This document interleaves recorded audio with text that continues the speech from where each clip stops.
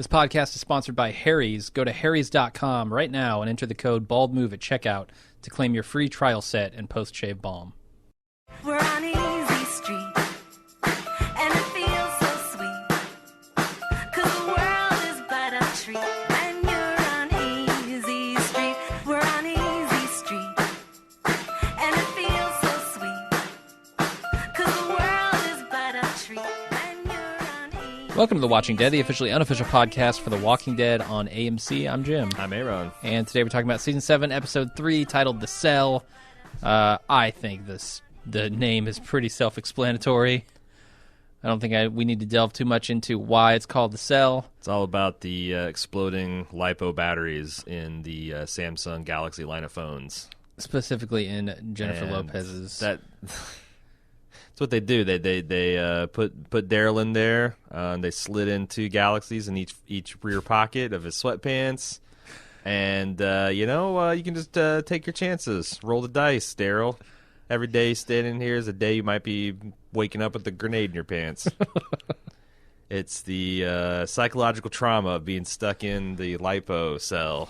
Yeah, it's rough. I don't. What'd you think of this episode? I've been on Easy Street the past 24 hours. Like literally, it's stuck in my head just on repeat. Yeah, same here. I thought this episode on first blush was kind of plotting, and I felt like it was poorly paced, and then watching it again for my notes and stuff just reinforced that. It's like, oh boy. Remember when I talked about my worst case scenario is they drag, like I was hoping they would get to certain milestones in storytelling at the half season. I feel like I was silly, and that they're certainly going to drag this out. Right. And they're going to make this plot line last twice as long as it needs to be. And essentially, I think there was about 5 to 10 minutes of information that we needed to learn in this episode that was just banged home repetitively for the appearance of style. What did you think, Jim? I'm going to give them a little more credit than that. I think they have to. They're trying to do a couple of things here. They're trying to establish Dwight's relationship with both Daryl and whatever the colony is called here that he's in with Negan, and they're trying to break Daryl. And both of those things, well, one of those things is difficult to do. One of those things is pretty easy, and I feel like maybe they overplayed the easy one, which is Dwight's relationship with the compound. It seems like they just time and time again were like, okay, Dwight is not really cool with everything that's happening here, Right. but he's going along with it. Right. And they hit that note 4 or 5 times during this episode Yeah. to really just impress it upon you. And then if you didn't get it, Negan came out and laid it all out for you. Right. Just in case you're really fucking slow. So heavy-handed. But then there's the other thing, which is difficult to do, and that is break Daryl. Right. And I think that's kind of more where this episode shined. I don't want to say it was a great episode. I think it's the weakest of the 3 so far, probably. But I didn't dislike it, honestly. I enjoyed it. The other thing is I wonder, like, if this was just the B plot of several episodes where we're checking at the Kingdom and Right. at Alexandria, it wouldn't have been so bad. Like, I know people hate it when we do this, but it's instructive because, Game of Thrones and Walking Dead are in our top 3 shows as far as popularity and traffic. On just from a sheer ratings, they're, Walking Dead slightly more ratings. Game of Thrones might have slightly more critical cachet, but they're also the biggest shows on the planet. Yeah. I think if you go back a couple seasons to the Game of Thrones, there's a very similar plot line where one evil character, was trying to break another slightly less evil character. And they spread that out over several episodes, and even then people were like, wow, they're really belaboring this point. Yeah. I don't know what I'm supposed to be getting out of this. If they rolled all of those scenes and just did one unrelenting hour, I think people would be like, what the fuck is this shit? Walking Dead, for whatever reason, seems like it wants to silo this shit up, and boy, a plot line like this week, it did not do anyone any favors, because getting a progressive reveal of like Dwight's feelings about Negan and his ex-wife over 3 or 4 episodes when it's the subplot that you're just constantly checking into might have been interesting. Like you need to start these things off as B plots and graduate them to A plots if they warrant it. But certainly, like the critical moments you bring them into the plot line. But Daryl being broke is something that's going to take several. Because here's the thing: you spend all episode breaking Daryl, you didn't do it. Right, right. You Yeah. end and there's been no real momentum in any way except for maybe Dwight feels slightly shittier about being a Neganite. So Right. 40 minutes of dramatic arc And they're out of dog food. and they're right. That's pretty much it. Right. The shit sandwich is going to be literally shit sandwiches going forward. Yep. I think that's the big indictment is like, wow, 40 plus minutes of this easy street stuff. And at the end of the day, Daryl still is Daryl Dixon. Yeah. Yeah, and I guess that doesn't really add anything necessarily to the character of Daryl Dixon, right? We know he's stubborn. We know he's unflinching. We know he's not scared easily. In lieu of all the things we know about Negan and his relationship and of power and the pressure points he can put on a person, I think it actually makes Daryl look very foolhardy. Oh, Like I agree. Like there's a couple scenes this week where I'm just like, I can't fucking believe that Daryl is trying to do this. Like I understand like you not wanting to break and not wanting to kneel, but you are rolling the dice with everyone in Alexandria's life. Right. That's a super important point that I don't know if the writers are even going to address. Like Right. I want to talk about this at the end of the recap, but like maybe this is all just the impetus for Negan doing something to Alexandria again. Could be. And I don't know if he goes that way or if he just continues to try to break Daryl, but Right. Yeah, I don't know. I mean, like I kind of thought like what would have been interesting is if they wheeled in like I don't know, some dude from like Aaron from Alexandria. Perfect example.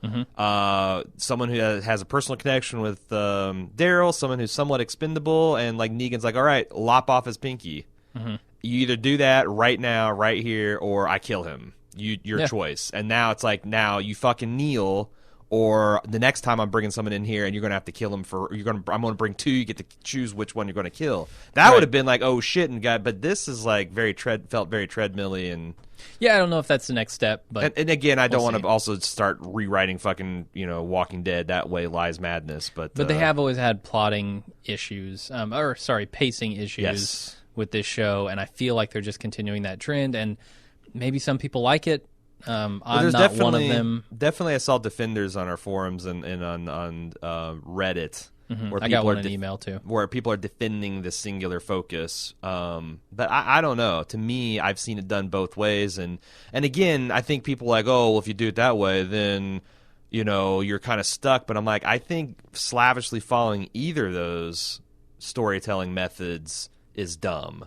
Like, you should definitely interweave the plots as much as possible, but when it's time for one to shine, then, Right. and it becomes kind of an event, like, oh shit, we're going to spend the whole episode here at Alexandria because stuff's going down, or oh my god, this is the one where everything's coming to a head at Negan's compound. Yeah. And you lose that when it's just these bottle episode after bottle episode, which I know these aren't technically bottle episodes, but Sure. these standalone episodes. All right. Well, that's about all I have to say up front. Want to Yeah. get into the recap? Hey, before we get to the recap, I want to talk to our listeners about a few things. Got some bad news last week that Amazon has dropped us as affiliates, which means we can no longer raise money by directing people to use our affiliate link. Now, if you recall from my pitches, that made up about a third of our operating income. Which is if you lose a third of your income in any business, that's a problem. Now, if you go to save.baldmove.com, you go to a landing page that kind of explains all this stuff. We also shot a video that is interesting because it takes you and looks at like Bald Move's financials historically, and we kind of do a deep dive into like our monthly expenses versus income and kind of outline all this for you. But the upshot is we're doing a fundraiser to try to stay in business as a temporary measure. Like we're hoping to raise enough money to essentially get us through the shortfall of next year, and then we can have some long-term solutions in place because we're looking into increasing our ad revenue and getting into merch to diversify our income. But in the short term, the here and now, we're also increasing our club rates. If you've listened to us for a long time, you know that we have been advocating the $1 a month model. And we've made that work as long as we possibly can, but we are at the limits of being able to offer our club for that inexpensively. Again, if you go to save.baldmove.com, you can see the ways that you can support Bald Move through this, I don't want to use the word crisis, but this tough time.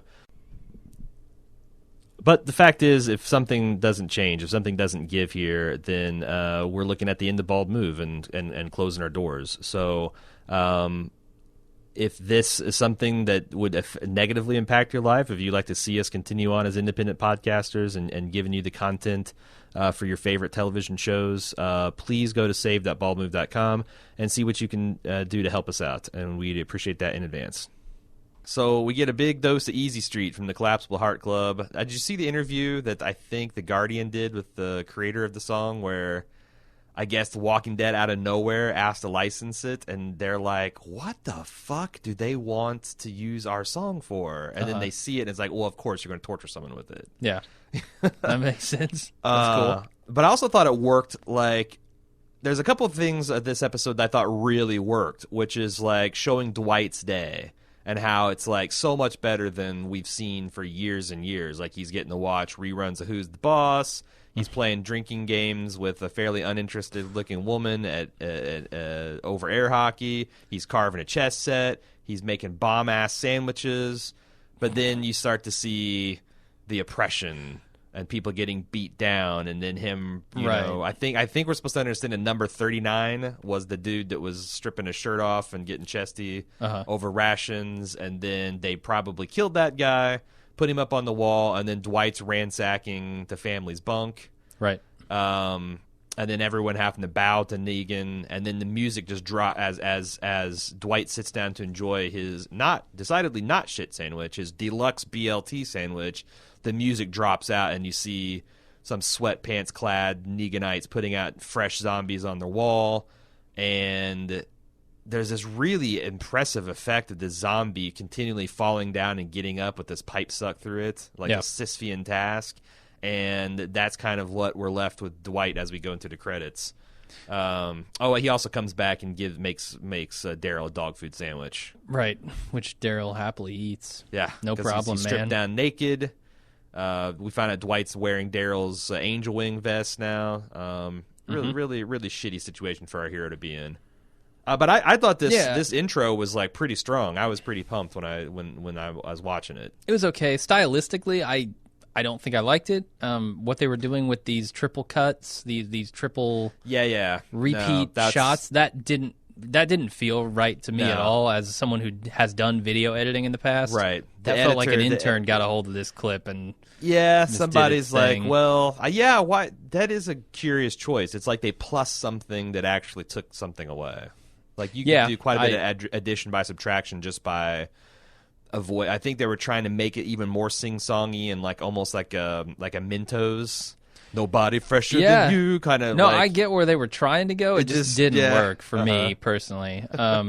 But eating the greatest post-apocalyptic sandwich ever, I feel is the thing that worked best in this, because I actually don't. I don't know if they were actually in this scene trying to juxtapose the lifestyle that he has versus the lifestyle Daryl has, because he's not seeing things that are all that great. I mean, sure, he can carve some chess pieces and he can play a drinking game, but step out of line and you're the guy with no shirt. Right. And you're out on the wall. Like, that becomes very obvious. So I don't know that I feel... I think that's what you're supposed to, like, again, you're supposed to think, oh, well, life at Negan's compound's not that bad, and you keep pulling out and seeing, the horror. Like, his lifestyle is being subsidized by a lot of human misery. Yeah, I suppose so. And even himself, he's having to swallow his own shit sandwiches. And it just keeps getting worse. You find out he gets worse and worse of a deal.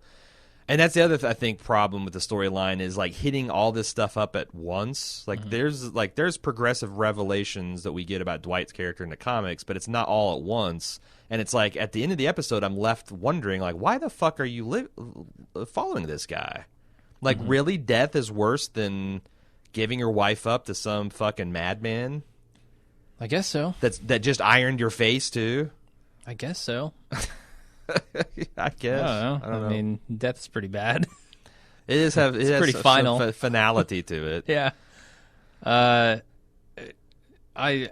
So what did you make of this sort of gauntlet thing outside of the fence? Because at first watch, I had no idea what they were doing. Either. I think that I thought they were playing some kind of forced game, like gladiatorial type thing. Right, and they had everybody ranked. I still don't know what the rankings are either, because it wasn't. I thought it was like maybe A through F, but I saw a guy running around with an S out there. Yeah. So it seems like these are They're named These must after be the home row guys- of a keyboard, ASDF. Right. These must be guys who are working for points, right? Or maybe they're in a points deficit, and that's how you get. Yeah. Like, because it seems like their job is that Negan his walled compound has a very clear era Morgan aesthetic. Yeah. That you've got lots of jaws and bites and nails that are between you and the people that want to get to you. Makes a lot of And sense. Yeah. Putting fresh meat out there is a dangerous task, so you get some sweatpants, clad goons to go out there and do it. And it seems like they put a bucket on a zombie's head, Yeah. lash him to the fence, and unleash the bucket and try to get out of there without getting bit or scratched. Seems like a decent plan.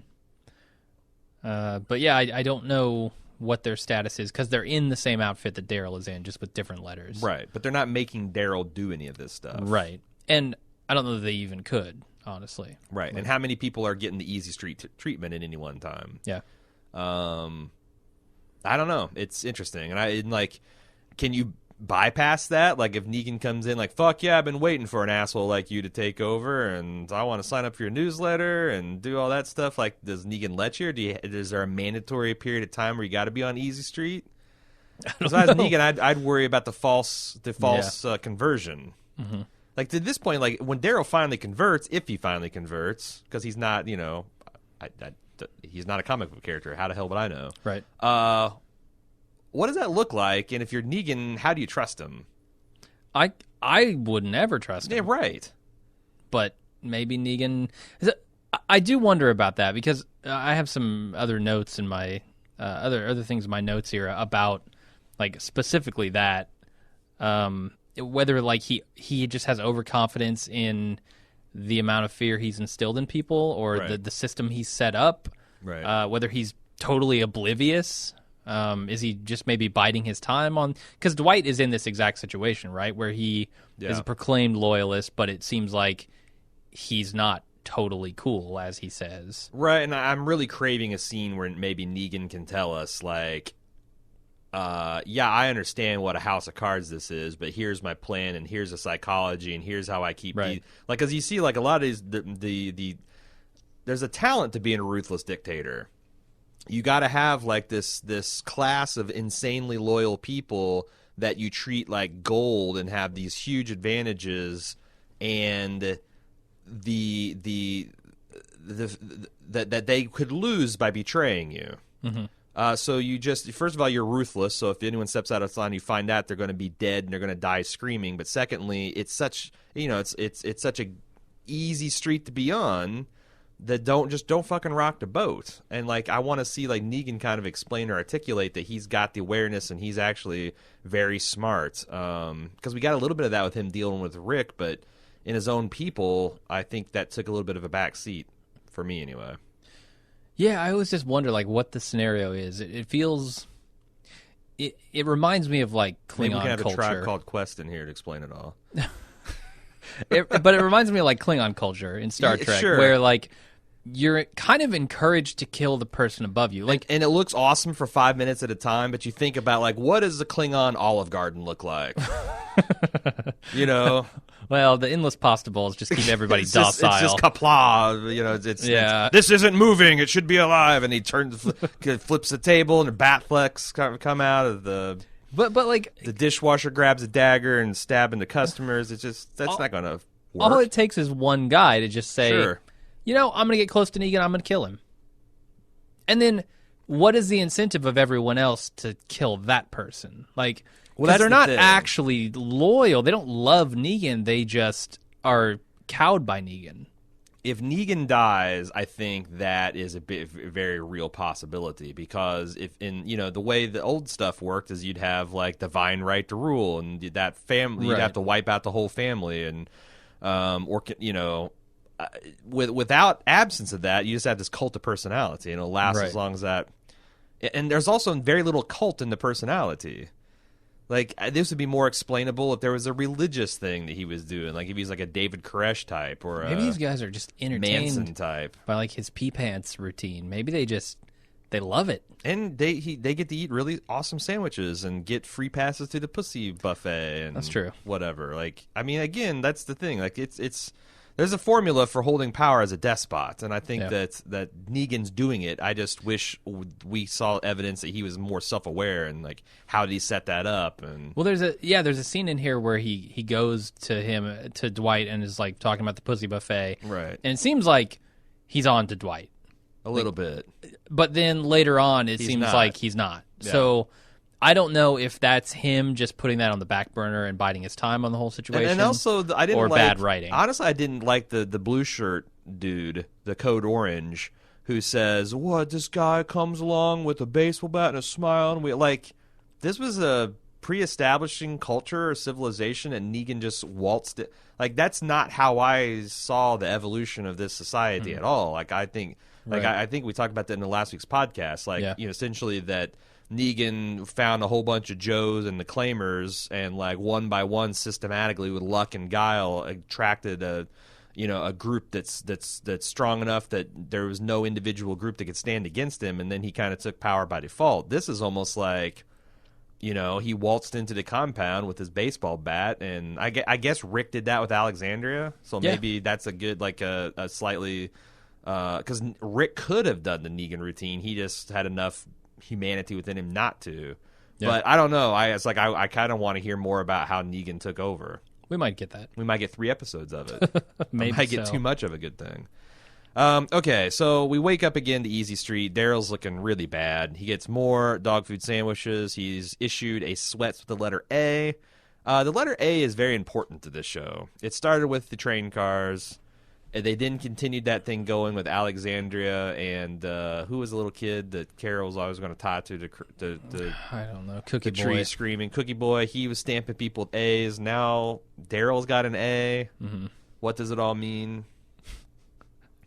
I wish I knew. I It's a don't yellow know. A, not a red A this time. Right. Very bad readability. Is it an orange A? Is that You possible? don't print yellow print on a light background. That's just design 101, Negan. Like a red A would have been fine. A green A would have been fine. A black A, of course. Yeah. Like what the fuck is this yellow A on light gray sweatpants? A lot of people are. So this doesn't line up to me with Cookie Boy's printing of A, stamping of A on Rick, but like a lot of people say it represents captivity or something like that, which in the 2 cases of like Terminus and here, sure, but what about Cookie Boy? Right. That was an include, almost like you're part of the. Well, I mean, it was explicitly Right. said you're part of the group. Yeah, so I don't know. I don't know. We meet Dr. Carson, who is going to be looking after Daryl's gunshot wound. He's also currently seeing Dwight's girlfriend, or I guess ex-wife, Sherry, and she reveals that her test is negative. And he's like, well, maybe next time. Then she recognizes Daryl and tries to talk to him, and he shuts that shit down. The doctor says your wound will get better, and Negan will take care of you. Trust me. 1 out of 1 post-apocalyptic doctors agree. Negan is a vital part of your healthcare routine. But what is the negative test? I assume pregnancy. Yeah, Could be STD. pretty sure it's pregnancy. I don't think he'd be like, hey, better luck next If time. Negan doesn't have herpes, Yeah. he says like I would bet a lot of money that he does. But yeah, And also Dwight wouldn't be like, oh, well, maybe next time. I don't know that. I mean, yeah, Jesus, like. He's really bought into this whole cult of personality. If you're like, oh, maybe the boss will knock you up next time. Yeah, I don't know. And they're staring at each other. I forget who.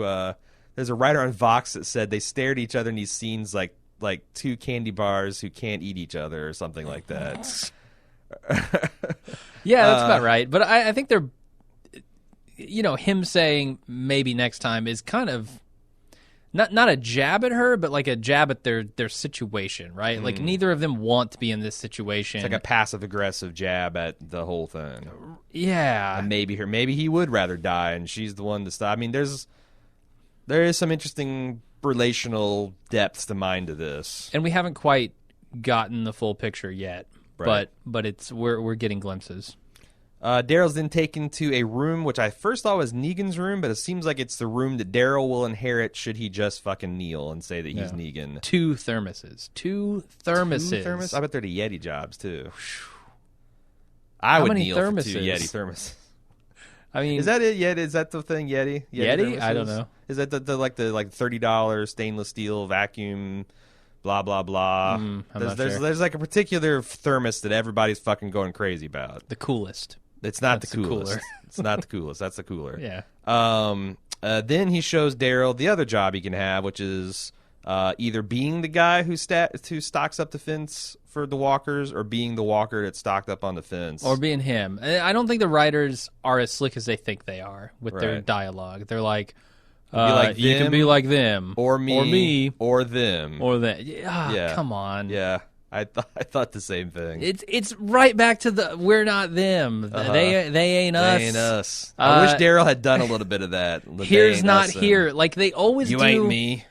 They try and get these like quippy turns of phrase, and they never work. Yeah.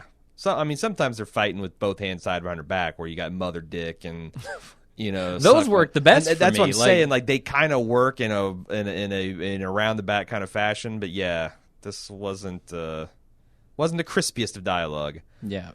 So Daryl says, "Look, I ain't ever gonna kneel," and Dwight says, "I said that too." And Daryl comes back with, "Yeah, I know," and he goes, "Oh, but you don't, but you're gonna." So Yeah, I guess everybody bows when they see Negan. They kneel. that's kind of cool. It's cool, but I always have questions about the logistics of these protocols. Like, Right. if he turns his back on you and you stand up and he turns back around, you have to kneel again. Are you? I don't know. When is it appropriate to kneel and when is it not? I don't know. I mean, it's like I'd be worried about that if I were these that's people. solvable problems. Most military outfits have solved when it's appropriate to salute and not salute, and all. So I feel like you could solve those problems. You could. I just think a few people are going to taste Lucille or be tasted by Lucille. That might be a feature, not a bug. Yeah, maybe. Like, every once in a while you want to beat the shit out of somebody. So Negan opines that Daryl's going ape shit, and the work that Dwight's doing to break Daryl is working slow, but what are you going to expect when you got a grade A, Yeah. yellow A on a gray backdrop A Daryl that you're going to have to break. He says, "You've been doing such a good job that why don't you have a blast from the past with you-know-who," which I guess he's offering her a ride on his Negan's current wife? Or testing him? I think he's... It might I be think- a test. Yeah. Yeah. I don't think he's serious about that offer, but I think he's serious about the other offer. But then it's not an offer that he's... It's not a thing he's giving him, because he's like, pick whoever you want as long as they say yes. So it's not like... So it's this big thing that you're supposed to is Negan anti-rape? And if he is, seems like it, does he but- consider not dangling a life-saving medication over someone's head? Is that not coercion in his mind? Right. Is what he's doing to Sherry not Right. rape? Like, I mean, what does consent mean to Negan? That's the question. and especially when he's like, you take whatever you Right. get, or you take what you want. Like those things, those two philosophies, as long as she says yes and take what you want, are not compatible. Yeah, you would think so. Then he goes and he makes light of Eugene clomping on his dick, which to be I fair, loved. was super funny. I don't buy it. I don't think he's fine. I think the whole reason he doesn't go for it is because he's... His dick, like those warning stickers they put on like big industrial gears. It's like the international, like it has like it says like a no sign, and then it shows Oh. a normal hand going into the gears, and it comes out looking like an escalator. Like I think that's what Dwight's dick looks like right now. It looks like a broken escalator that's Yeah. just collapsed and probably killed a few families. And Dwight tries to laugh it off and say, "Hey, I haven't earned it. You're giving me a reward for the job I haven't completed, and in fact, I want to take another shit job, which is Yep. we hear Code Orange be declared, and they said that he's either gone the moth, the angel, or the hard way, which I thought was kind of interesting, especially since we see the angel. Okay, with the arm, And I'm like, which is creepy as fuck. I'm I guessing thought it the was hard cool. way is the main gates is just surrounded by chomping and champing and clomping of all kinds of dicks and bits. What is the moth? I want to see the moth now. Yeah, Like I think we'll see the it. angel was quite literal. What the fuck is the moth? Like, I don't I want to know. It's Fat Tony's closet. And then so he when Negan says, I thought Negan was going to kiss him straight on the mouth when he pulls him in to like do their forehead like conehead bonding ritual thing. I don't know. And also I don't know why Negan is so delighted to have this guy very ambivalently and nervously and wheezily acting towards you. Yeah, well, he says "good boy" at the end, which is interesting because you see Treat him like a dog. Yeah, the dog food that Sure. he's been feeding to Daryl. Yeah. Well, Dwight's no different. He's just living in better conditions. Yeah, and is that, boy, I don't, is that Negan being smart? Is that Negan being dumb? Is it dumb that you would go around this guy who could just slip a knife between your ribs? Like, why doesn't Negan have like 2 or 3 guys with him at all times? Like, I feel like that's Dictator 101 too. He might be overconfident. Yeah. You don't ever want the numbers to be like, you got to always have to worry about the numbers if you're going against me. Anyway, so Fat Joey is assigned to be the feeder whilst Dwight is away. Oh, he And fails. He fucks it up, but doesn't really because this was a test. He doesn't lock the door behind Daryl, and Daryl decides to escape. And I want to talk about how phenomenally stupid this makes Daryl look. Okay. Why are you escaping? Right. What is the goal to which you are trying to achieve? Because your extra body at Alexandria doesn't change the math one iota. It just means that Negan is much more likely to take his death squad and exterminate Alexandria. Like, escaping, I don't know what he thought he was going to get. Like, if he tried to commit suicide, I'd be afraid in a situation to commit suicide because of what he might do to the survivors for depriving him of his shit sandwiches. Yeah. And this is just like in the offing when Glenn's death is fresh in his mind. Like, I don't get it. Like, is this supposed to be admirable? I think Is this Daryl being Daryl? Yeah, it's strange because it feels like he is making those decisions for everyone else. Right. And that's by suddenly being so defiant. they hammered it home so well about how this is not just you, this is the community that's going to take the brunt of your punishment, and suddenly now it's all about you and your individual torment. They need to make him get pay it. for it. I mean, if this show doesn't make him pay for what he's done here, for his defiance against Negan, then I don't have any faith that the show even understands the situation. I have a problem with him being as stupid as he is, but don't worry, this plot actually gets dumber. I don't. I mean, I think Daryl's character might just be this defiant. Really? Yeah, and consequences be damned. But if there are no consequences, Okay, well, then show be damned, because I won't buy it. My greatest hope is that Daryl. My greatest hope is that Daryl would do all this calculus in his head and understand. Like, he could feel helpless and outraged and suicidal, Right. whatever. But I think Daryl's smarter than this. If not that, then yes, the show has to have some kind of consequence, and it's probably going to be something we don't like. I think he's one part smart, one part stubborn, and I don't know which wins in a situation like this. All right. Dwight's now pushing a motorbike down the road because he's off looking for the code orange, and he's pushing it down the road for some reason. At first, I thought it's because he didn't want to drive through the zombie slick. Is that true? I think that's true. I don't know why. I mean, it didn't look. I don't understand any. I mean, I have a good idea of the scenario and what happened, but there's some things. Yeah, like wrong I've with had a this bike scene. fall over on me, and it didn't just completely destroy the front end of my bike. I think it was walkers. I think they imply that the walkers No. both ripped the spokes of that wheel and also bent the rims. No. I'm sorry. Because when he drops it over on its side, like, I thought, oh, something must have happened and I missed a scene where he hit a rock. Yeah. Like a series of rocks. Right. That all, and then he accidentally ran they over showed a him branch that like went if in they his showed him spokes. hitting a guardrail and he went flying 50 feet in the air, like that would, and then because he also Right. acted like really fucked up too. Like, I feel like on the cutting room floor is a scene where he took off after this guy and lost control and rolled it, but that is missing in the final cut. Yeah. I don't and know. it makes it super confusing, and that is the Walking Dead MO, in my opinion. Was like, this we car need something wreck? to happen. Was this so the it code happens. orange? Did he steal a car? Was this car? Is No, I think what happened here is this car drove off the ramp, the top okay bridge and landed thing, on the ground? landed on the ground, maybe some zombies underneath it, and crushed Of course, because any falling thing, Right. it's Newton's law. You have to have zombies underneath it.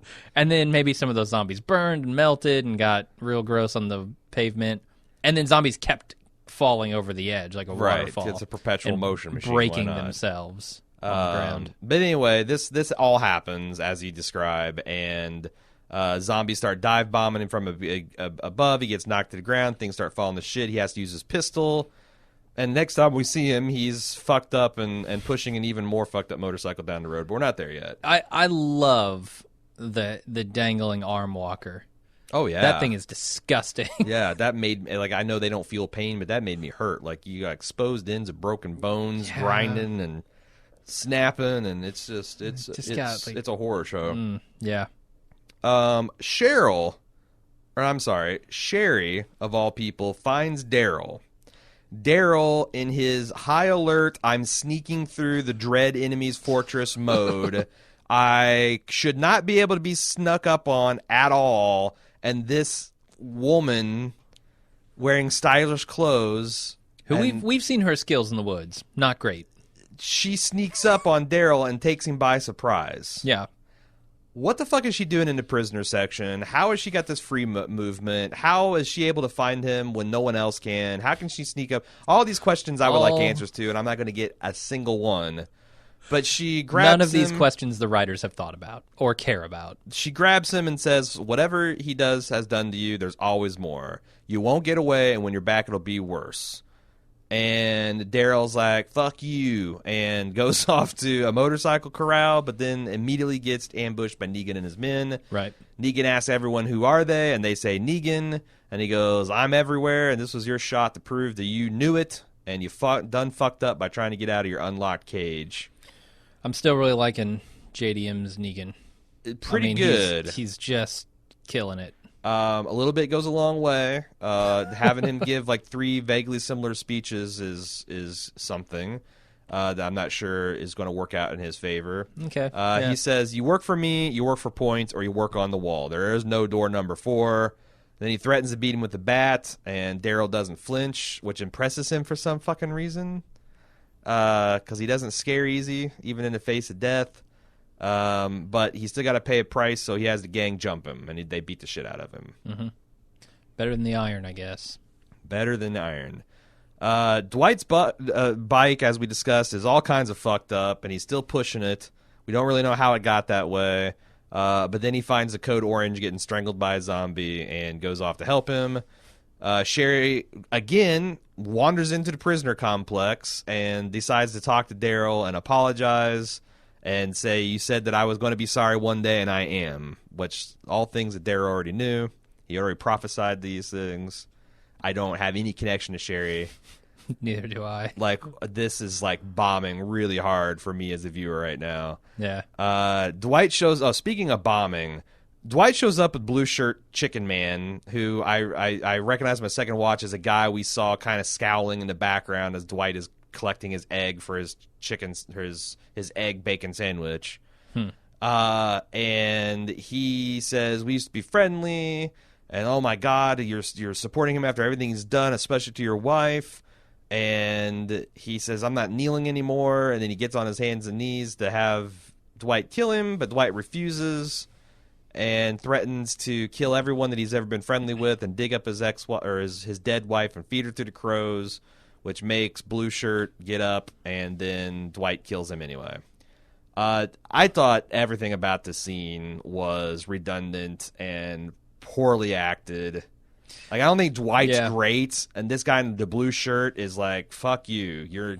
You haven't been living in this world for 3 years, man. You rolled out a central casting that threw a denim shirt on you and called it good. And you rehearsed your lines 2 or 3 times. I wasn't impressed. Yeah. And then the music starting up at the end, trying to make you feel like that's the kind of music if we had gotten 8 episodes of the Dwight and blue shirt guy, or we actually felt like this was a betrayal or whatever. This was just...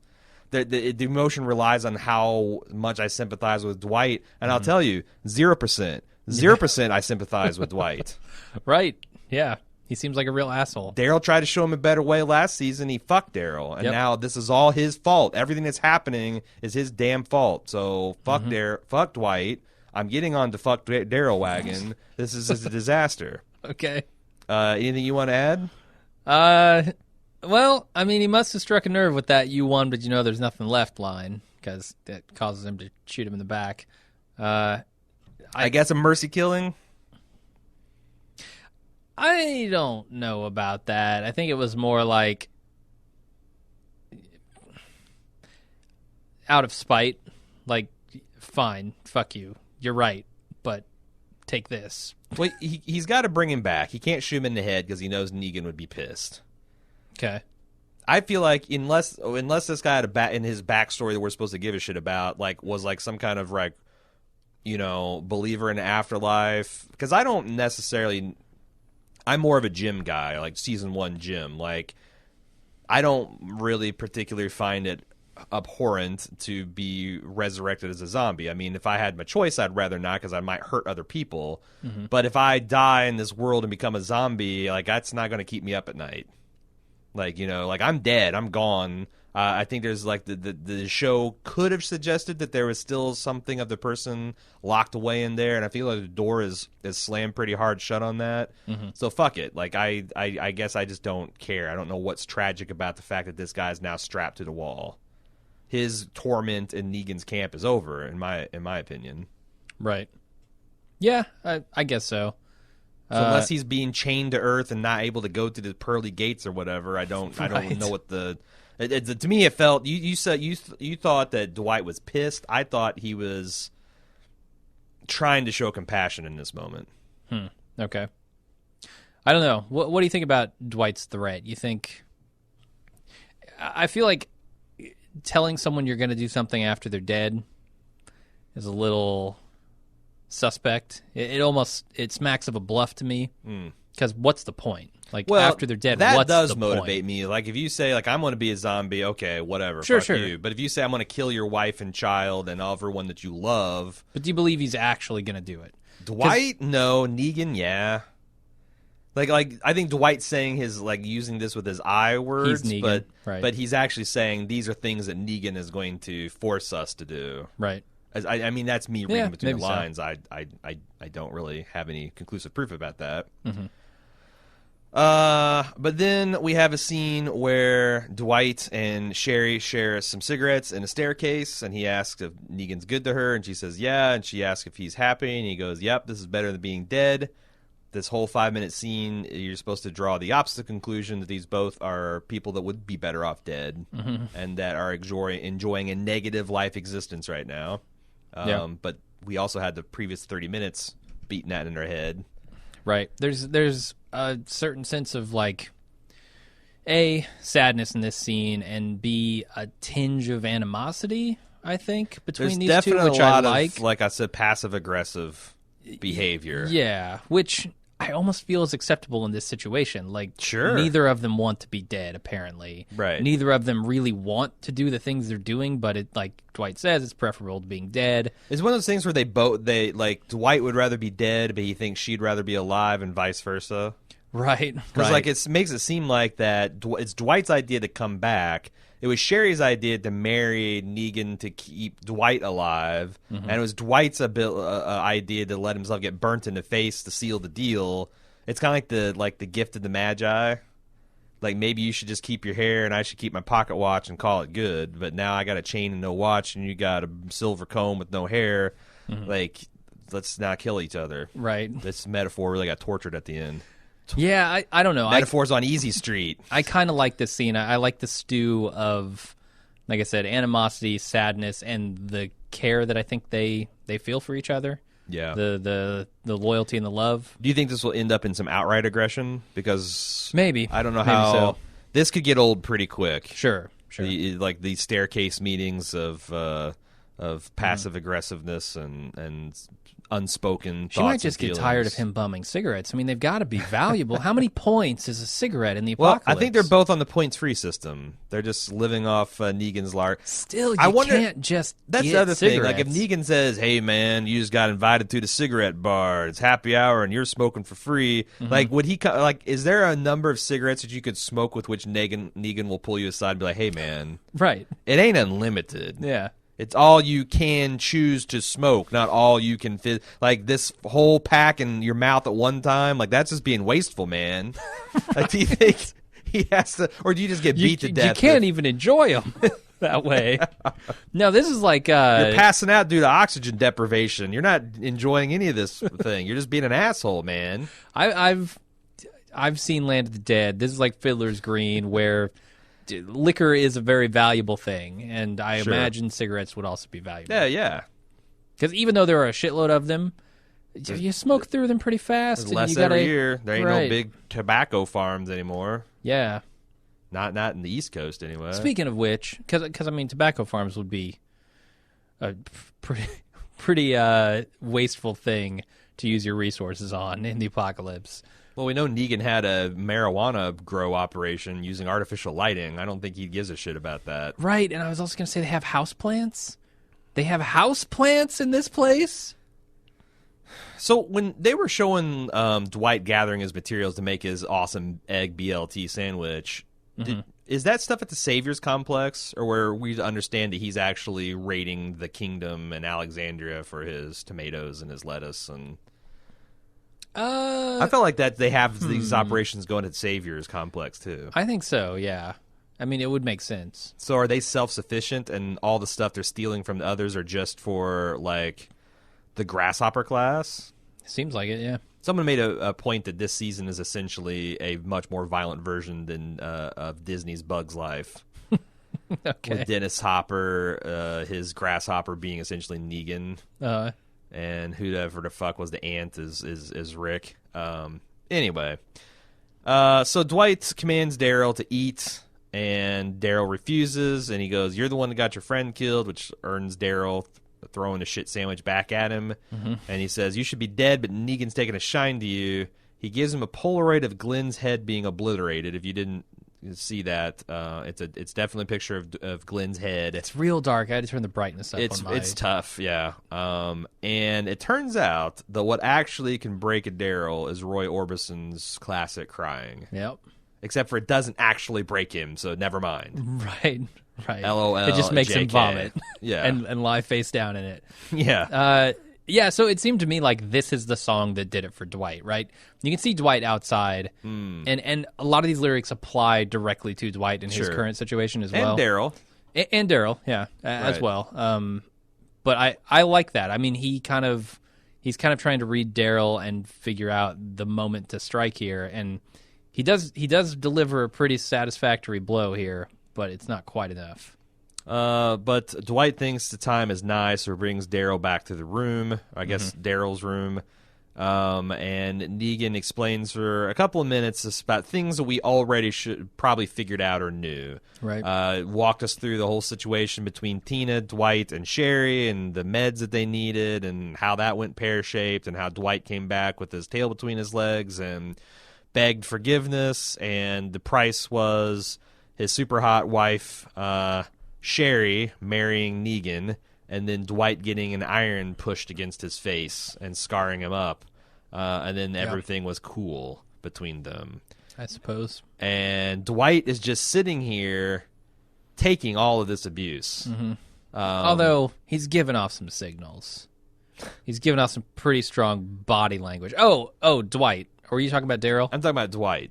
Dwight, yeah. okay, yeah, he's given off some pretty strong body language. We are not totally cool, Negan. Yeah, but Negan apparently can't read body I language, know. and he's oblivious to it all. And again, he is there alone with Daryl, who would just as soon kill him as spit on him, and Dwight, who I think we all understand is in the same boat. If he could just get over that, like Seems like it, yeah. like whoever takes a swing here, I think Negan goes down. He's dead. Like this seems pretty foolish from not to have a couple more dudes with them. Is Fat Joey outside the room? I think it's ridiculous the fact that Dwight was left to kind of usher Daryl around the complex. Like I think Daryl could beat this guy any day of the week. Yeah. You need like 3 or 4 of your best dudes to take care of Daryl. Well, Daryl's been eating shit sandwiches for how long? A month? Daryl a year? grew up eating shit sandwiches in the backwoods, hiding from his fucking rapist father and abusive older brother. This is his true. mother's milk. That's true. You need 3 or 4 of your best dudes on Daryl. God damn it!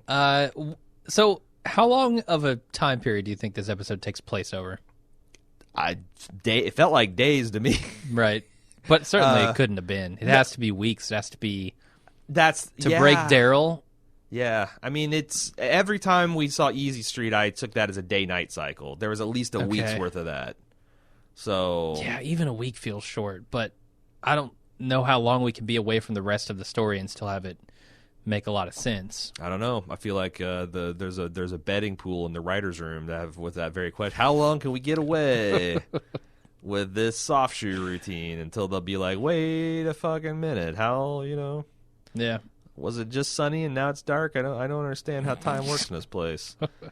So at the end, he says, all this can be yours. All this sweet, the double thermos, the kitchenettes, The houseplants. the convection oven. It all can be yours for the low price of kneeling and saying that you're Negan when asked. And Daryl says, I'm Daryl. You're Opinion. damn right he does. Would have been more awesome if you said, I'm Rick Grimes. Like that'd have been like, not only am I going to say, I'm gonna pull your own shit against you. Right. That would have been pretty cool. Although you would think that there would have been a scene of Negan driving his pickup truck to Alexandria and beating Rick to death and bringing his head back. But Yeah. I don't know. Daryl seems like he's just stupid enough to do that, but not smart enough to go for the full impact ironic answer. So Dwight is at his wits' end for whatever reason about this, and he goes, "You're going to either wind up in that room or hanging on the fence." And Daryl says, But I thought there was a third option. Couldn't I be you? Wasn't that one of the, you could be them or me or them? Well, you could be the points. He didn't give the point system another examination. Is that one of the thems? Yeah. Okay. In that room would be him. Hanging on the fence would be them. Working for points would be the other them. Right. Can I be me? Is that an option? No. No? You got to be Negan, a points guy, or a zombie, all right? There is no fucking door number 4. Okay, now it makes perfect sense. Maybe we need another 5-minute scene of Negan to explain it, because clearly you've missed a few parts. So Daryl says, look, I get why you did it. You were thinking about someone else, and that's why I can't. Which, I don't buy it. well, that's the thing. Like, this whole episode has kind of convinced me that Daryl's not thinking of anybody but himself and revenge and fucking up Negan. Yep. So, like, I don't get it. I don't understand this response. Like, maybe I will come to appreciate and understand it, but him saying, like, that's why I can't, clearly that should be him thinking about all of Alexandria. Right. But the whole episode, he's been acting as if that didn't matter. He didn't learn the lesson, so... I mean, is he talking about Glenn here? I think because that's what you're supposed to. Is like he saw Glenn's and now he's. But what does that mean? Because he's still resisting. Like I think if I was Daryl, wouldn't the smart play to be like to do the false conversion? Yeah. Like I'm gonna say, and I'm gonna wait for my time, and I'm gonna strike when the. I mean, shit. Negan almost gave me I could probably kill them. I think he could have taken like just surprise Negan, kick him in the nuts, bite him in the dick. Yeah. Then you're just 1-on-1 versus Dwight while Negan's incapacitated. You beat Dwight like the rented mule he is, and then you take on Negan at your leisure. Sure. I'm saying like that was almost in Daryl's grasp. Beat so Fat Joey while you're at it too. Beat Just Fat beat Joey, him. sure. Yeah. Anyway, we end the episode with Dwight going out and seeing a new guy on the wall, and it's the whiny blue shirt guy. Yep. With the dead wife who needs to be dug up now, I guess. I guess so. Because he didn't shoot him in the head. Because I thought when we first saw it, he shot him in the head. It turned out he shot him between the shoulder blades. Not enough to kill a zombie. So just enough to make one. And that's the episode.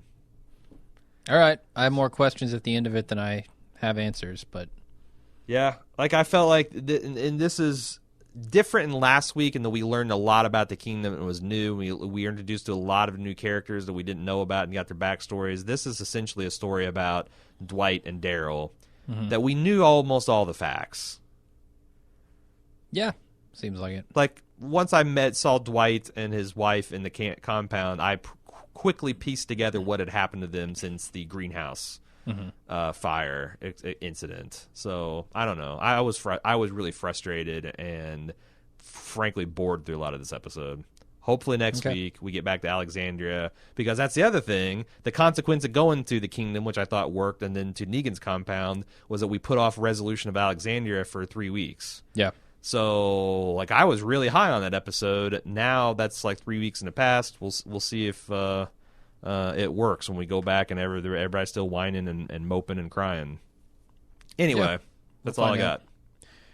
We got a sponsor this week, and you're probably familiar with them. It's Harry's Harry's.com. They are the purveyor of fine shaving products, and I'm actually a proponent of them. I use them personally, have been for some years now, and I like the experience because, A, it's a real good shave. They've got good razors. They're German engineered. They are Javo. They built a factory. They shut down the old German engineered factory and said, we need better razors. I don't know if they did any of this, but it sounds good. There's Italian engineered blades, and like, what the hell? Right. No, they need to We need the Germans in here. Italian design, German engineering. That's what you need. So they did all that, and then they pumped these things out for like half the price you would normally pay for razors in the store, which is phenomenal. I really have noticed like how much I'm saving on shaving. That's a good slogan for them. Save it and shave it. Save on a shave. Harry's.com. But I've been enjoying them for years. You really like their shaving cream? Yeah, I got a wild hair this spring, and I decided to go about a month no beard, and I shaved every day with the razors, and I thought they were really comfortable to use. I was really impressed with their cream.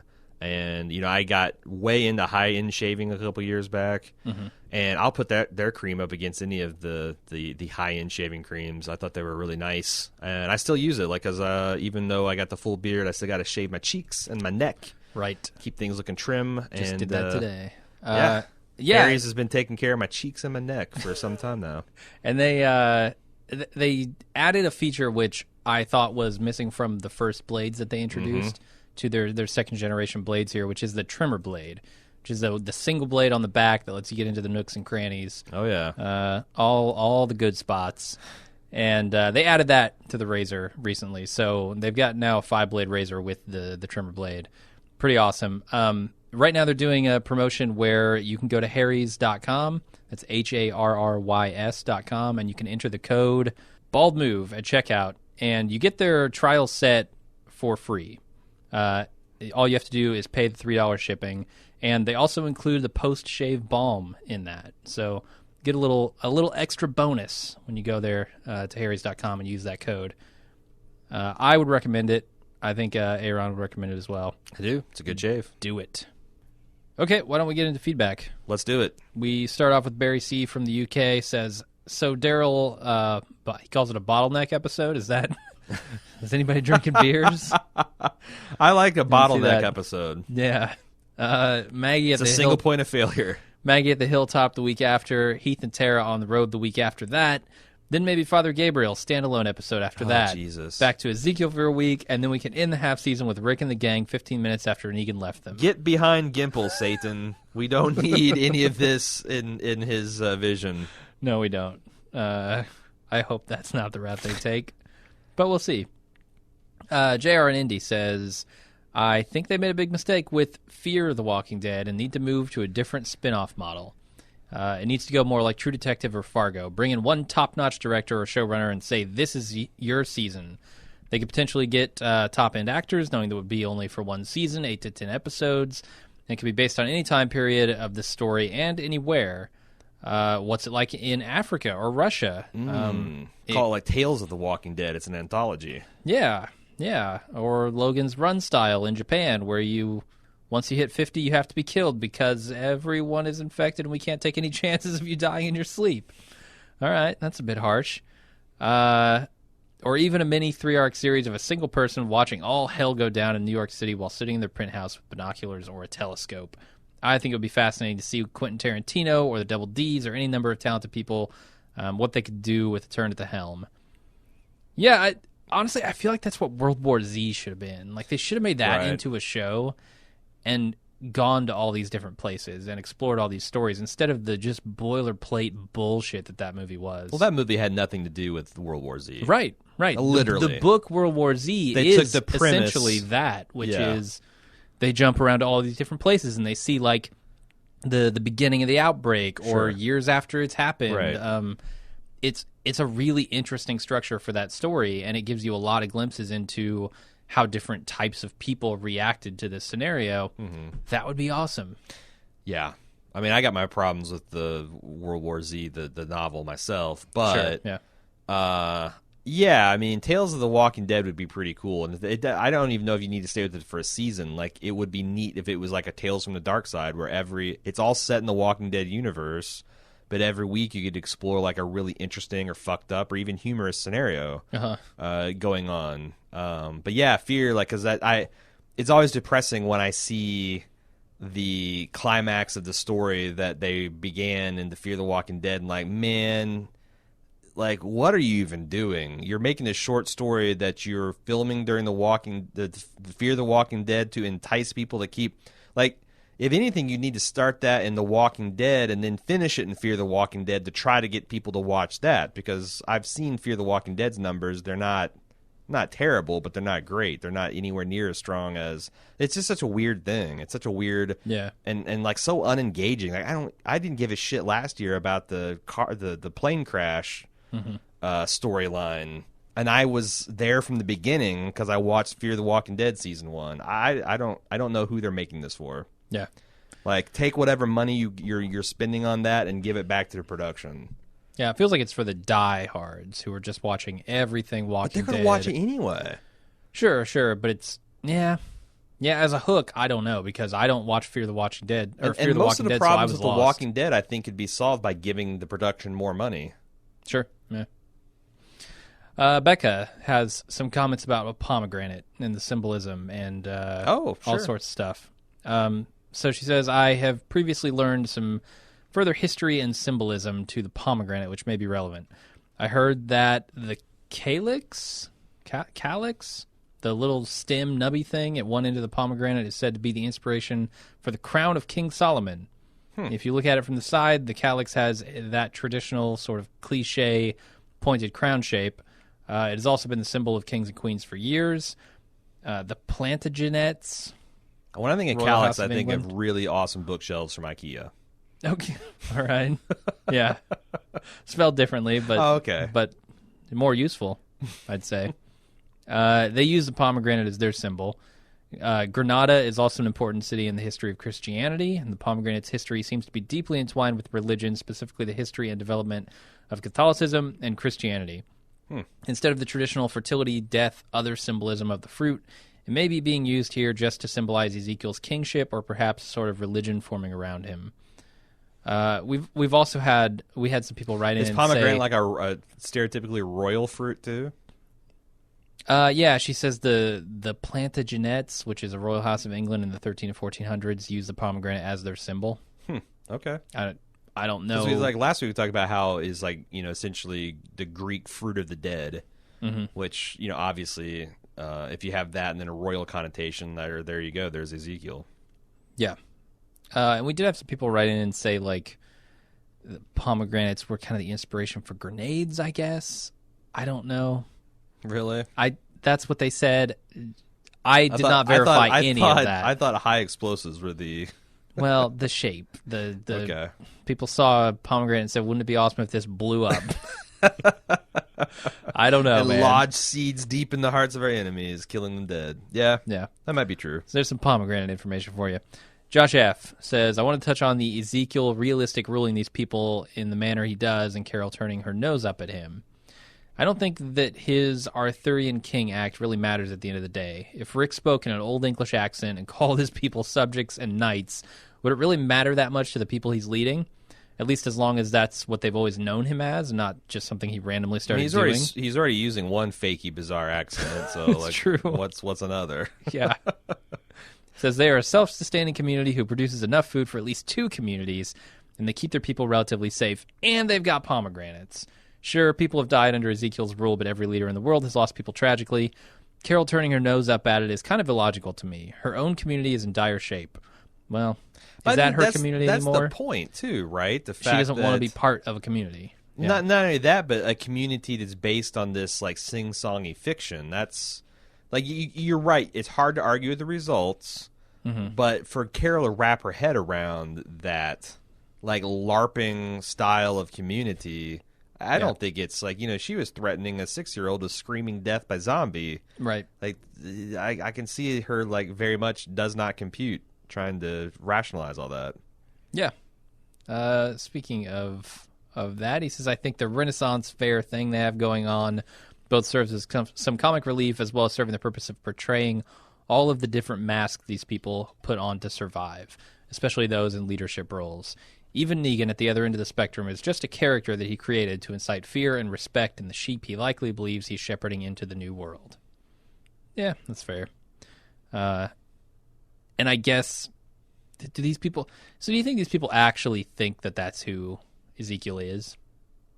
The accent, that's the thing. Like I remember saying, like, I wish I could see how many of these people are just going along with this because, well, Ezekiel is the leader that is working, and I don't want to fuck up the magic. Like, how many people actually buy into this whole king routine?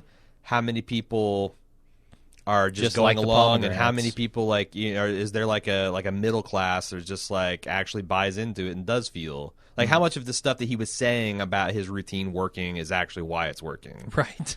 The other thing, man, I kept on thinking as I was watching this episode how cool it would be to compare and contrast these two ruling styles. Mm-hmm. Like if they, instead of these being standalone episodes, if they entwined them, you could see everyone bowing before Negan, and then like, one's a BLT, one's a shit sandwich. Well, I mean, plus the Ezekiel being, saying that he's a king and inspiring all this loyalty from people and leading from the front versus, like, there'd have been interesting to compare and contrast that within a single episode.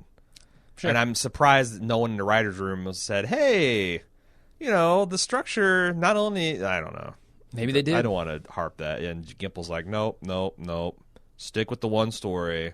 Yeah. Keep feeding them the dog food. And the other thing is I could also see them getting way up their ass and be like, hey, to really understand Daryl's mental state, they need to go along this ride with him. Right. They need to be naked and afraid. And then 50 minutes later have zero character development because they're still in the spot they were in at first. So, yeah, fuck you guys. I don't know what you're doing. All right. Trying to defend you, and it's got me nowhere. I'm going back to the hate.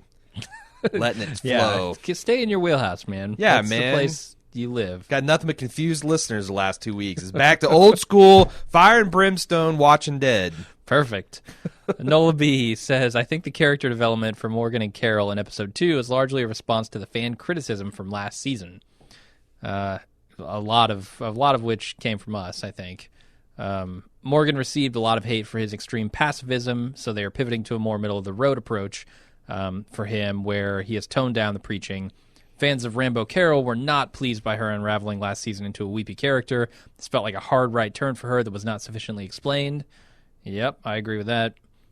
In the Kingdom, Carol has a chance to heal and rebuild a more nuanced outlook on the world. What do you guys think? Are Morgan and Carol in character rehab, where the show is resolving the problems with their characters from last season? Can I have a slightly different option? Yeah, sure. I think this was their intended arc all along. Just The Walking Dead fucking drags its feet about everything, which leaves them open to the accusation. Like, right. That's a fairly compelling arc if it happens in a single half season. Right. When you stretch it over 18 months. And if it happens in a slightly more believable way. Too. Right. Well, yeah. I think that makes it more believable, too. If, like, things like extreme events happen and push people's belief systems and, like, but when it gets dribbled out over the course of 24 episodes, that's rough.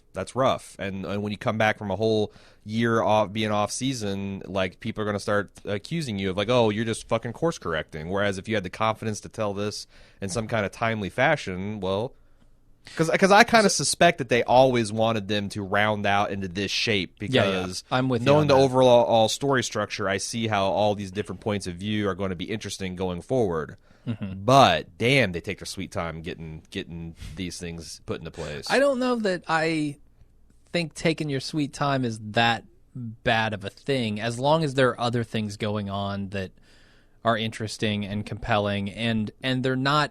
The problem I saw was they dumped a fucking bucket of it on us every single episode. Mm-hmm. It wasn't like they dribbled out these breadcrumbs to lead us down this path. They just fucking doused us in it every single episode, and we got tired of it immediately. And even in this single episode, it's a microcosm of the overall problem, which is like they're doing the measured approach where you could do a lot of show not tell, but then they fucking can't help but tell you anyway. Right.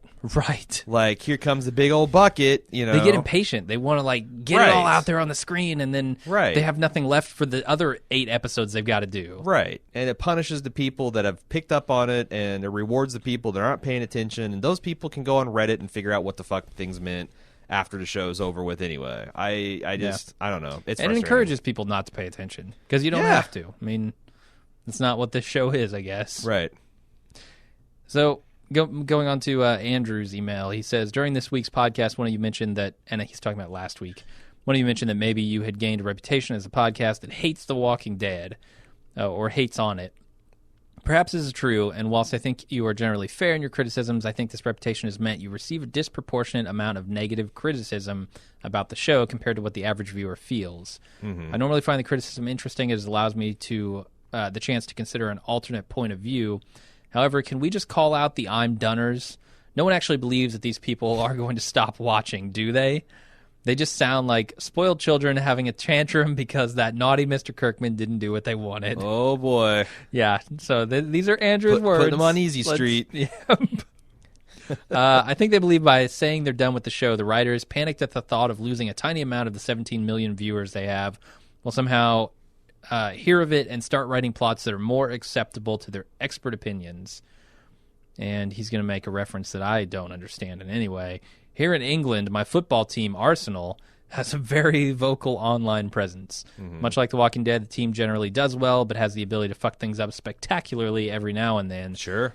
The online discourse was immense last season, with what appeared to be 80% of the fans demanding that our manager be sacked after 19 years on the job. It's a long time on the job. He likens that to a showrunner. And he said, it seemed like every man with a laptop could do a better job than our manager. The media and the online forums made a huge deal that there was going to be a fan protest at the next home game. When the day came, only about 200 in the crowd of 60,000 protested, and they were quickly shouted down by the majority.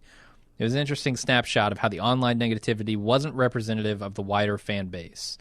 Many matchday fans weren't even aware there was going to be a protest because they just turned up at a game, watch it, and then go talk to their mates at the pub about it for a couple hours. They don't consume every article on the game for the next few days and all that stuff. He says, the I'm Doners have made it through 6 seasons of the show, obviously enough, enjoy it enough to listen to podcasts and then discuss it and care about it, to email these podcasts so they can comment on the show.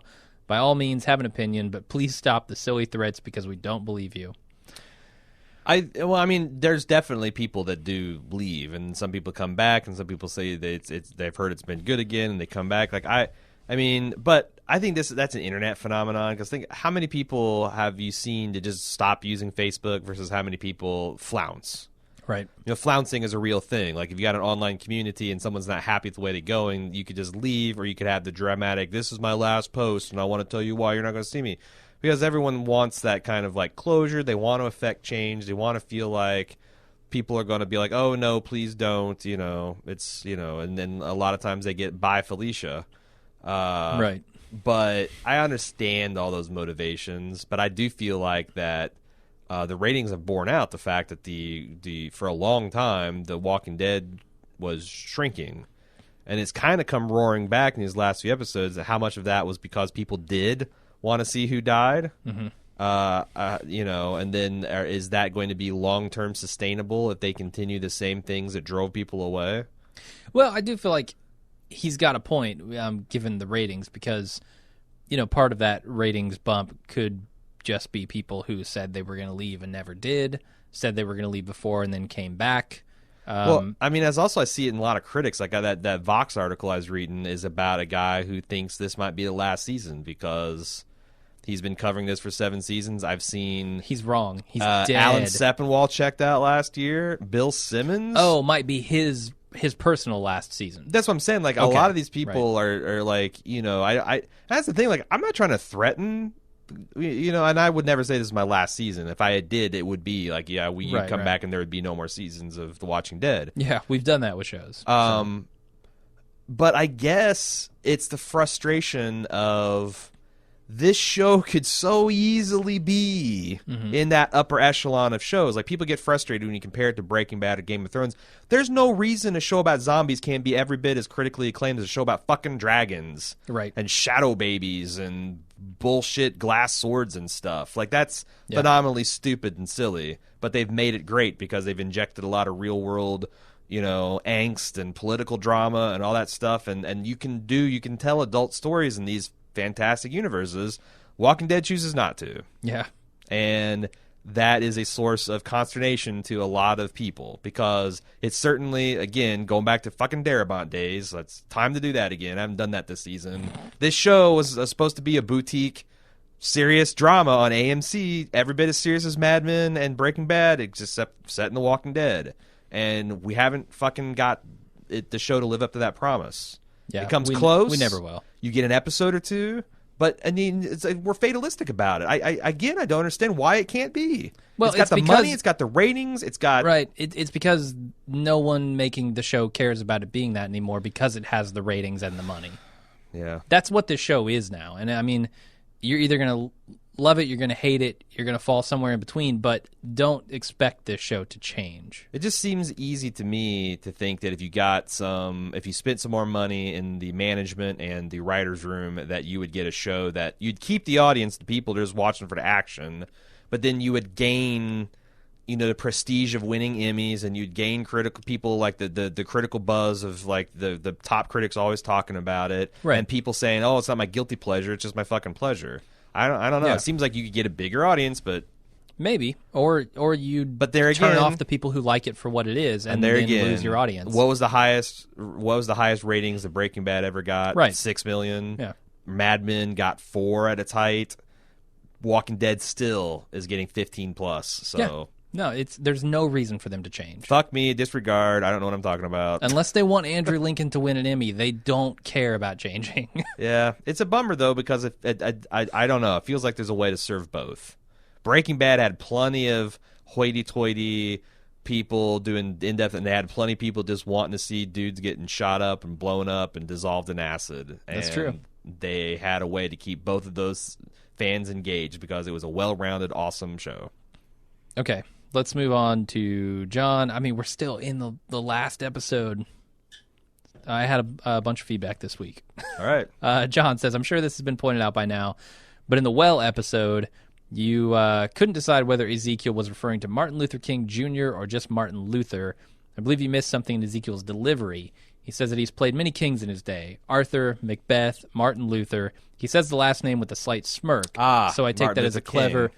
way of saying Martin Luther King, which his beliefs seem to line up more with with King Jr. than Martin Luther as well. Yeah, I totally missed. Obvious. I totally obvious. Completely missed that, but I did a bad job. I'm just criticizing the Gimple, and here I shit the bed on my own podcast. right. I'm chagrined. All right, Dexter says, hey guys, have you seen the uncensored Negan scene at the end of season 6? What? Yeah, where he drops the F-bomb. Also, they said they're going to do an uncensored Negan for the Blu-ray in most of his scenes in season 7. And I guess he included a link, which I didn't watch because I had seen some of this stuff before.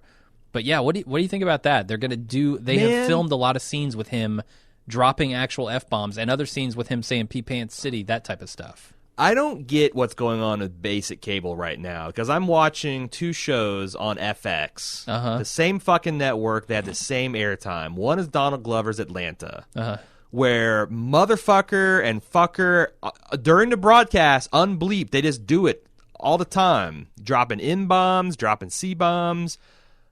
American Horror Story, ostensibly a show about people being beheaded and gutted, and they still bleep their F-bombs. Yeah.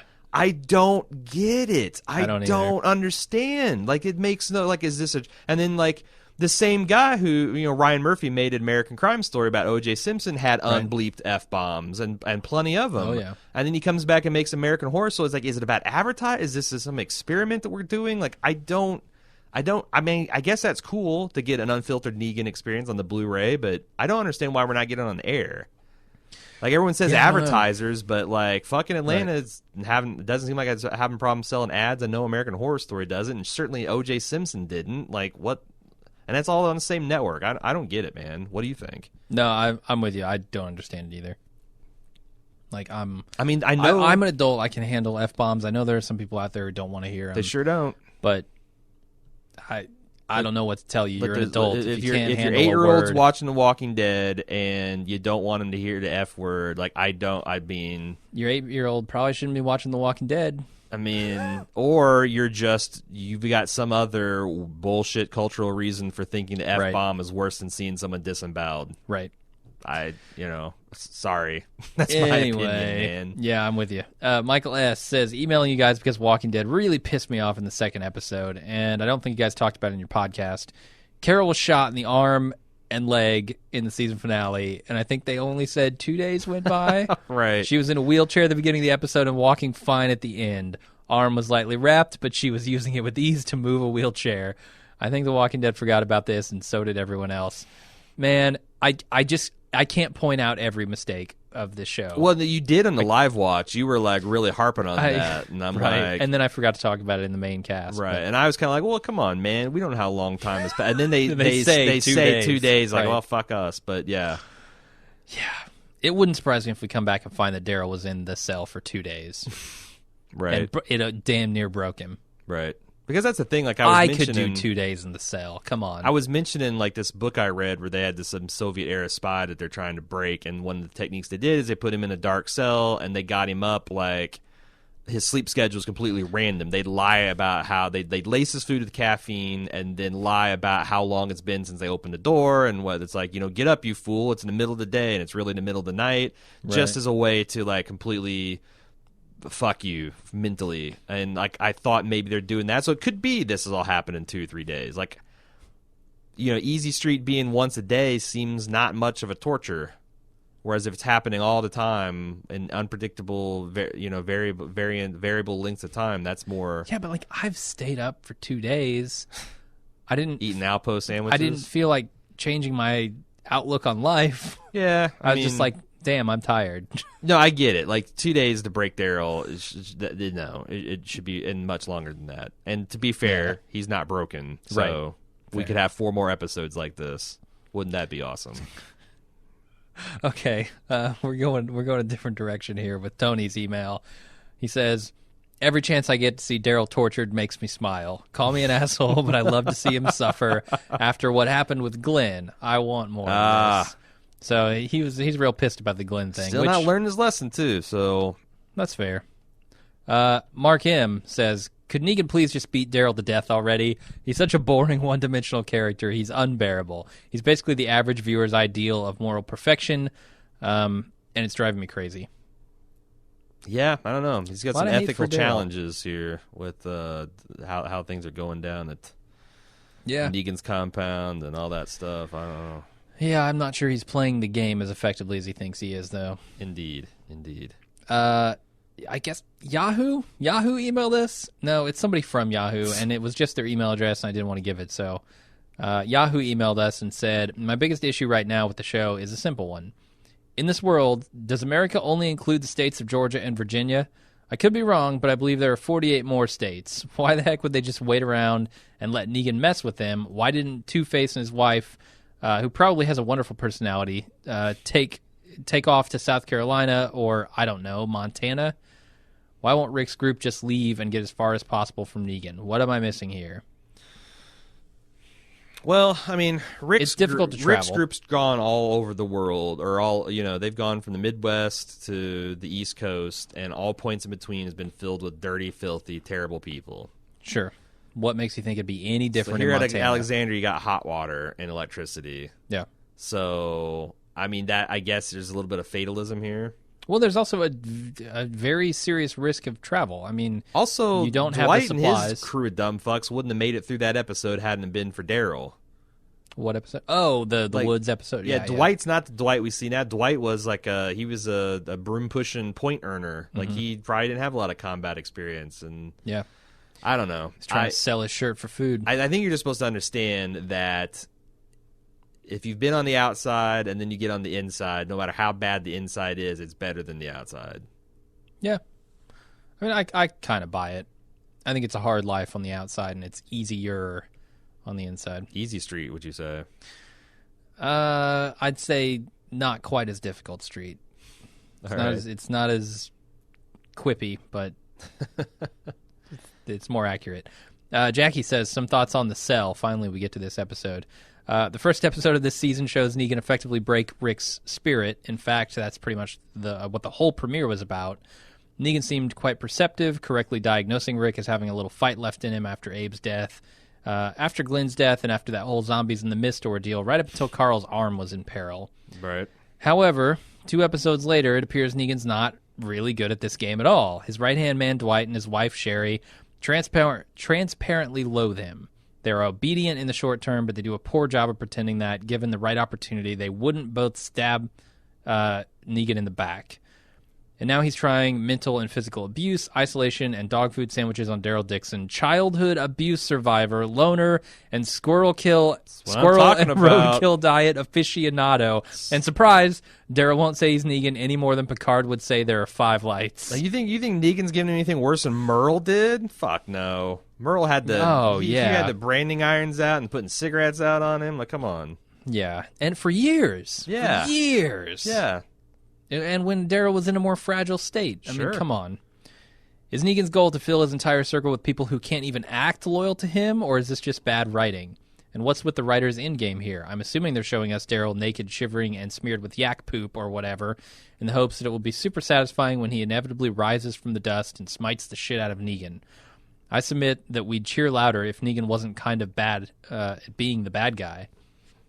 Yeah, it's too bad because I feel like it's weird because I described this plot's pace as plotting, but also like we learned facts about Dwight that warp speed that I think makes Negan look foolish by the way they presented the data. It wasn't a slow burn and a slow reveal. Like, you know, if at the first few episodes we think that everything's going cool in Dwight's life, and we progressively reveal that, oh shit, his wife is now a wife of Negan, and oh shit, he's a.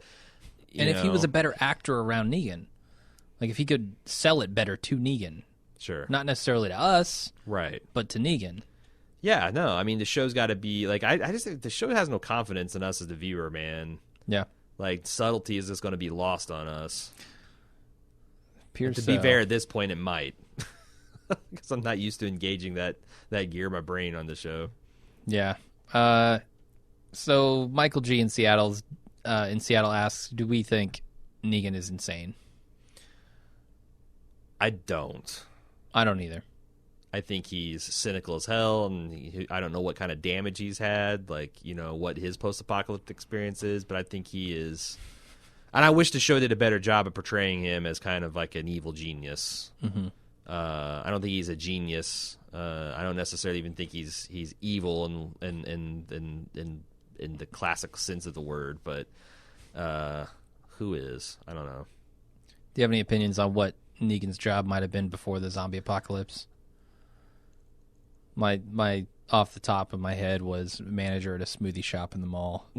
An Orange Julius stand. I was trying to think of like, you know, some kind of non 1%er bike gang, motorcycle gang. Uber driver, yeah, sure. That's what sure. Michael says. Lumberjack. Yeah, let's go to minor league baseball player. What if that's what it was? He was like a shortstop on It's like Razor Shines. Yeah, exactly. Yep. I think you nailed it. You hit it out of the park on that one. MBF in Portland says, "I'm sure your mailbag is full of people wishing the show had gone back to Rick and Alexandria by now. And realizing that I may be in the minority here, I wanted to offer an opposing take. All right. I was one of the folks who loved the premiere, not the shit show that was the season 6 finale who got the bat fuckery, but specifically the season 7 premiere as a single episode and a start to a new chapter for The Walking Dead." All right, I'm with you. I'm 100% on your board. Me too. As soon as I finished watching, I assumed the show would take 1 or 2 episode break from showing the fallout with the main group. Not only is it keeping with The Walking Dead's MO, but to me it felt right from a storytelling perspective. After something as impactful as the events of 701, as a viewer, perhaps like the characters, I wanted and needed time to process, grieve, and distance myself from the horror that took place there. I needed to stew and think about what comes next. The Walking Dead has pulled some wonky pacing shit in the past that I don't think worked, but I would argue that taking a break from Rick and company after 701 was actually a strength. They're returning next week for a 90-minute episode that looks like it will focus almost entirely on Alexandria. Oh, boy. And I'm just now feeling ready to see those things unfold. Those are my 2 cents. Would love to hear your thoughts. I mean, obviously, if you listen to our podcast, I was on board for keeping away from it for even another episode, even though I was saying, ooh, this was compelling, but boy, wouldn't it have been better if we were visiting all these and getting all these different perspectives and also looking ahead at the schedule, knowing how fragmented this group is, like this could fucking take all season to get, visiting to the Tara and what's going on with Maggie and Sasha and, I don't know. So I was on board for them to get a little bit of distance, but I feel like there's too much distance. And also, this particular episode felt like way too little plot spread over way too much episode. Yeah, I guess so. But I feel where you're coming from anyway. Jason from Mississippi says, this episode was bad, really bad. For a lot of reasons, I'll try to use points so you can and choose what you want out of the email. This episode was really bad. If some of this were sprinkled in episodes throughout the season, I wouldn't dislike the story so much. There you go. The Walking Dead has to make episodes about a single story, and we're stuck with this shit. Daryl and Dwight's relationship feels really unnatural to me. Also, them trying to show us Dwight has yearnings to rise against Negan or betray him reads extremely forced to me. Even by the end of it, he did. No, I can't parse that sentence. Sorry. He was not a fan. In short, I wanted to include some I'm opposing opinions because a lot of people did like this episode. I'm with you. I'm with you. I think I don't know about it being forced so much as just again curiously plotting pace, but warp speed. I mean, I guess this is the way Dwight's always felt, but I felt like from a storytelling standpoint, it'd be better for us as the viewer to progressively have that dawn upon us rather than just being literally shoved down our throat. Like a dog food sandwich. Like a shit sandwich. Ashley wrote in with a few paragraphs essentially saying a lot of the main characters in The Walking Dead actors in The Walking Dead have expressed that they are thinking of the exit strategy, specifically Andrew Lincoln. Chandler Riggs has stated he wants to go to college, and I think he got accepted to a college very recently. Really? And I guess that's a problem. Yeah, and Denai Guerrera has also said she would probably want to go too. Chandler Riggs has also said he wouldn't want to be on the show if Andrew Lincoln wasn't there. So Jesus Christ, this is a big problem for the end game of, as I understand it, for The Walking Dead. Right. So Ashley says, I haven't really seen any of the other actors address this, so I'm not sure what their long-term plans look like. But without Rick, Carl, and Michonne, what does this show turn into? I know people love Daryl, Carol, and even Negan, but can they carry The Walking Dead? And is Norman Reedus going to do this forever? I mean, I don't know. He's got other things, other irons in the fire. I don't know. Like, I guess I've been putting this out of my head, but that's kind of frightening.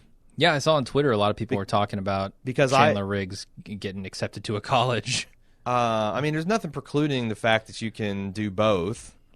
You can. It's hard, especially if you're a kid that's got millions in the bank right now. Right. I think or you could go the Claire Danes route and just cut out your acting career while you're going to college. Or Natalie Portman did the same thing, didn't she? Right. I think so. Yeah. So I mean, but the problem with that is, I've often said that so long as the thing that keeps me coming back to The Walking Dead is the relationship between Rick and his son Carl, and if that went away. And the fact that, like, I think Andrew Lincoln does the most consistent human work on this show, boy, that would be a rough sale for this person. I don't know. I wouldn't be limited, but I feel like when I look at the other Fear the Walking Dead main cast, and some of those guys have done good work and interesting work in other things, but boy, it's just such a downgrade and across the board of writing and acting and everything. And I guess my fear would be the AMC would literally just go into cash cow mode and milk that thing until it's got no milk left in its bony body. Just bring in Paul Giamatti to replace Carl. Just cast him as the new Carl. Flash forward. Get him an eye patch. 40 years. Maybe take a couple. Maybe take an arm off. Maybe take two. An armless Paul Giamatti. Yep. Just flapping his Keep the stubs cowboy in the wind. hat. Got to keep Right. the cowboy hat. So he has to have someone help him put the cowboy hat on? No, he's got he Got a flips it hook? up with his feet. Oh. Yep. He's had time to work on that. He's got really good toe skill. Yeah, flash forward 40 years, Paul Giamatti as Carl with no arms, and I think Yep. you got yourself a hit. Yep. He's wielding the python with his feet. All right, let's move on to Brian from Maryland. I wanted to write in with my 2 cents on the episode. I'm really confused on how long Daryl was in his cell. I would think it would have to be weeks, if not months, to get Daryl in his current stage, and for Negan, or current state, and for Negan to even think he could be brainwashed enough to be trusted to be let out of the cell. He's even calling it's the slow method. So, like, I feel like we're definitely talking about weeks rather than days. But, Right. again, we don't really know. He says, kind of a lot like we were talking about earlier, I think this would have worked much better as a 10 to 15-minute check-in over the course of the half season. Keep the plots more in sync. Again, The Walking Dead is terrible on pacing. Next week, we are going to join Rick and company the very day it happened, which should be weeks in the past from the last 2 episodes. Of course, both Carol and Daryl plot lines could have taken 2 days with this show. I actually like the episode. I just think the pacing is way off. Yeah, I agree with you. Josh F. says, I don't think that Negan has threatened Daryl or implied that he's going to go to Alexandria and kill his other friends if he doesn't submit. It's the opposite. Daryl is a prisoner, in part as a chip to threaten Rick and company with. Plus, Negan sees the value in a guy like Daryl, and he's a trophy if he can break him. I really don't agree with that. I think it works both ways. I think that's one of those points that sounds pretty good and like, okay, but then you're right. the It doesn't truth of the have matter to be is- all one way or the other. Right. It is a two-way street there. Yeah. He's kind of got him between a rock and a hard place. Right. There's nothing they can do. And Daryl doesn't seem to acknowledge that and is defiant of that idea, and he needs to pay for it. Foolishly defiant. Yeah. All right, so that is all the feedback. I don't know if you had anything for spoiler section, but I think I'm going to save those emails for maybe a future episode. Yeah, it was pretty. I had some light energies, mostly complaining about them pacing the Dwight stuff. So probably, yeah, let's skip the spoilers this week. All right. How can people contact us with more feedback? Watching Dead at baldmove.com, forums.baldmove.com, and also don't forget to check out save.baldmove.com if that's the kind of thing you'd be interested in being involved in, saving Bald Move. Okay. We certainly are personally invested in the concept. Hope Yeah. you are too. Save.baldmove.com. All right, and we will see you guys next week. Until then, I'm Jim. I'm Aaron. Bye.